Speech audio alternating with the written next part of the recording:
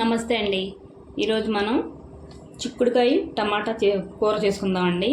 ముందు 300 గ్రాముల చిక్కుడుకాయలండి, 2 పెద్ద సైజు ఉల్లిపాయలండి, 4 పచ్చిమిర్చి అండి, శుభ్రంగా కడుక్కొని పెట్టుకున్నానండి. నూనె పెట్టుకున్నానండి, స్టవ్ మీద వేసుకుందామండి. ఇవన్నీ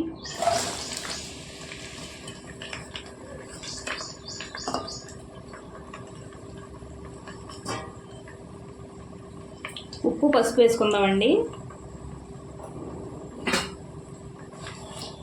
ఇవన్నీ కలిసేలా బాగా కలుపుకుందామండి.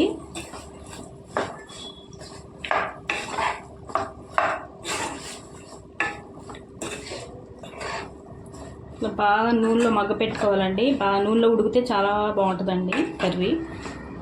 చిక్కుడుకాయలు బాగా పసిరి వాసన లేకుండా ఉంటాయండి బాగా మగ్గితే. నూనెలో మూత పెట్టి మగ్గించుకుందామండి. ఇప్పుడు చూడండి, ఇంకా మగ్గాలండి. సగం మగ్గినాయండి చిక్కుడుకాయలు. ఇంకా మగ్గిన తర్వాత చూద్దామండి. చూడండి, చిక్కుడుకాయలు మగ్గినాయండి. చూడండి, ఇలా మగ్గాలండి. ఇప్పుడు 3 చెంచాల కారం వేసుకుంటున్నానండి. టమాటాలు కూడా వేస్తాం కదండి, దానికి తగ్గట్టు వేసానండి. కొద్దిగా నూనెలో వేసుకోవాలండి కారం వేగేలాగా.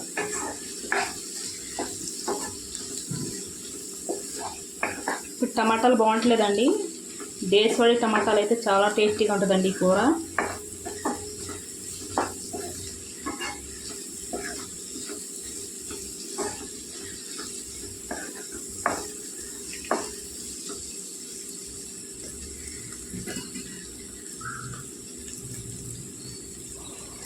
పావు కిలో టమాటాలండి మిక్సీలో వేసుకొని కచ్చా పచ్చా చేసుకున్నానండి. వేసుకోవాలండి.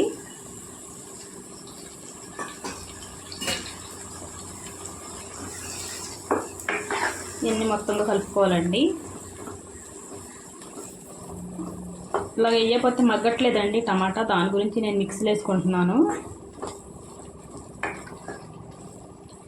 అదే దేశవాళీ టమాటా అయితే సింపుల్గా మగ్గిపోతాయండి, మెత్తగాని. ఇవి కొద్దిగా మందంగా ఉంటున్నాయండి టమాటాలు, దాని గురించి ఇలాగే వేస్తున్నాను నేను.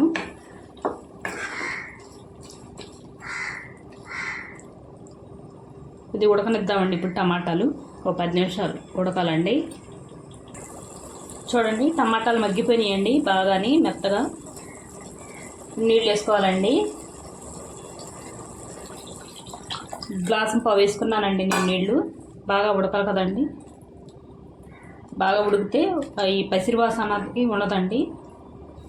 చిక్కుడుకాయల వాసన కింద బాగా వాసన ఉంటాయండి.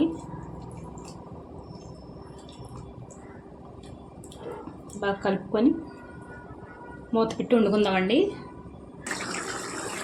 చూడండి, దగ్గర పడుతుందండి. కొద్దిగా ఉడకాలండి. ఈ టైంలో ఉప్పు చూసుకొని మళ్ళీ వేసుకోవాలండి. సరిపోతే ఏం పర్లేదు. నాకు కొద్దిగా తక్కువైందండి, నేను వేసుకుంటాను. ఉప్పు చేసుకున్నానండి, సరిపోయిందండి. ఈ కూర చాలామందికి ఇష్టం అండి. చిక్కుడుకాయ టమాటా అంటే చాలా టేస్టీగా ఉంటుంది. కొంచెం దగ్గర పడాలండి. చూద్దామండి. చూడండి, నూనె పైకి వచ్చేలాగా దగ్గర కంటే అయిపోయిందండి.